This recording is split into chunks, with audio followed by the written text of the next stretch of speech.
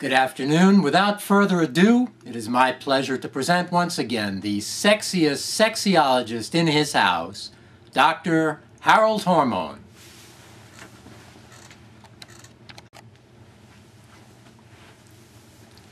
Hello again, everybody. It's me, Dr. Hormone. You probably recognize me from my hat. This is a new hat I have. Several of you have complimented me on my lovely hat, and many have asked, where can I get a hat just like yours, Dr. Hormone? Well, I can't give away that information, because if I told you where you could get such a hat, pretty soon everybody would be wearing one, and Dr. Hormone wouldn't be anything special anymore. So you see, what I can tell you here is that you can get a hat like this in many places, but don't go looking at your fancy schmancy haberdasheries. That's a silly word. Why don't they just call it a hat place?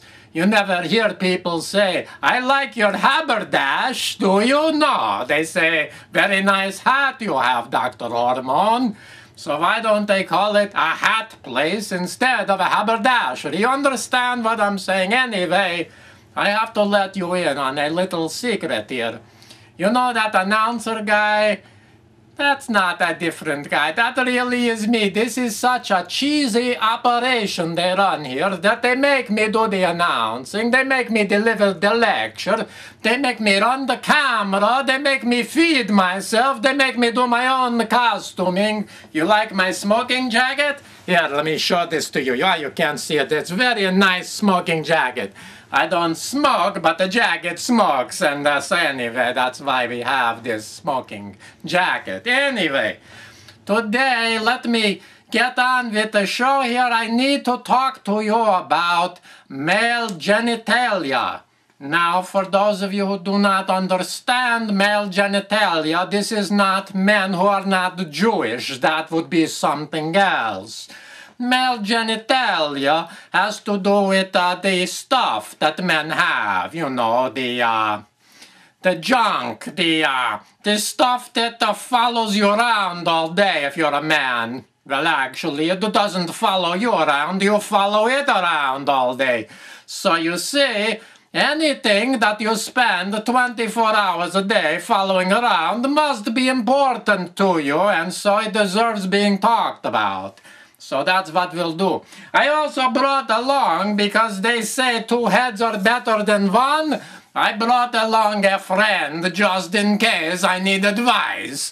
You see, he's a very nice looking man. I'm very jealous and insecure around him. He's got such Greek looks, you see. But I lent him a pair of my fancy hats so that he could look just as elegant as Dr. Hormone. And if I need any help, I may turn to him for advice.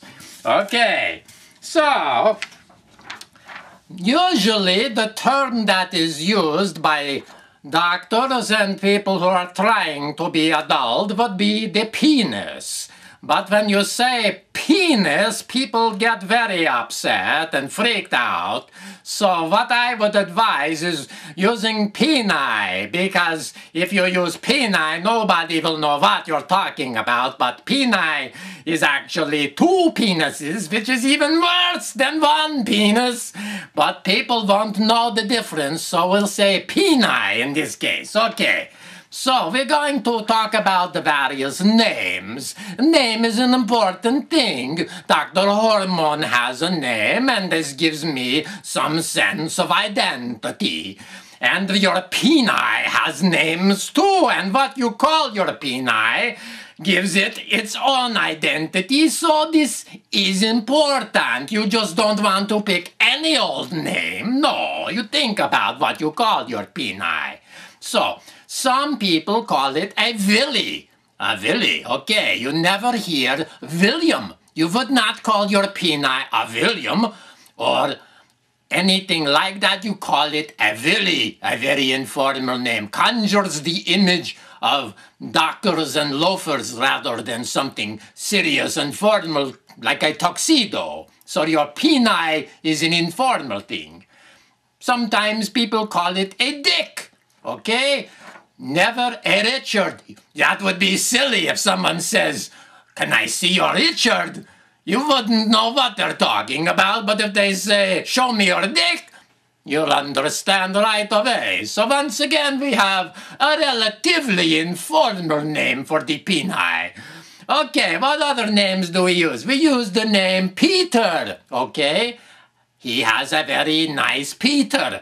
But you never hear people talking about a Pete or a PT or anything like that. So in this case, we are using the formal name Peter rather than the informal name Dick or Willie. Okay, this makes no sense.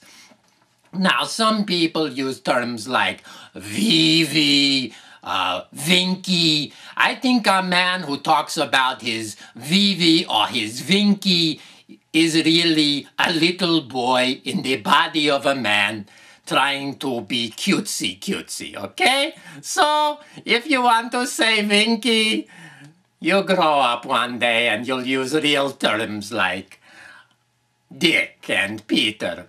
Peter? No. Yes, Peter, that's right. I almost forgot if it was Peter. See it? It's all the names. It does make a difference. Now, the most interesting variation on this theme, I think, is the name Johnson, which people sometimes use for their peni. Now, Johnson is not a first name. Johnson is a family name. Now, where did Johnson come to mean peni? We don't say a Svensson. We don't say a Kohn. We don't say a Blumenthal or a Johansson. No, only a Johnson. Which leads me to believe that somewhere at some time in the past, some Johnson must have pissed somebody off pretty bad, okay? So we have sometimes the name Johnson. We have other names. Sometimes people use the name Wang. Now, I would say if you call your peni a Wang, chances are you have a Chinese penis. Oh, I said penis. I didn't mean to say that. I'm in trouble now with the police who monitor these things because I used a bad word. I'm fixing my headgear just so that they won't recognize me, perhaps. Anyway, Wang would be a good name for a Chinese peni. Schwanzstocke is another conceivable term that might be used. This has more of a German flavor. So if you have a German-flavored peni, you might call it by Schwanzstocke. But the terms that I have used previously, Peter and Willie and Dick, are certainly the most common names that are used for the male genitalia. And remember again that the genitalia refers to the stuff that a man has and not to other men who happen not to be Jewish. Anyway, that's about most of what I want to say. I realize that some of you may be thinking this Dr. Hormone guy is a sex maniac because all he talks about is sex.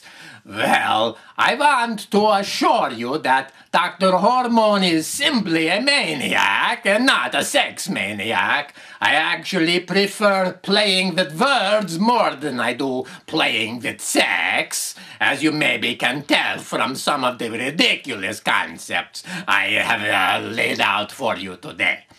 In any event, should you enjoy listening to Dr. Hormone and enjoy looking at my fancy headgear, you might want to also on YouTube take a look at another one called Dr. Hormone. That's Dr. Hormone. Also, you can look at Titters, Giggles, and Tears. That is another one of the YouTube videos, and if you want, you can go look under Amazon.com under the name Dennis Fenichel. That's Dennis Fenichel. That happens to be somebody I know who's written a couple of books, and he includes me in his books. He's kind enough to do that.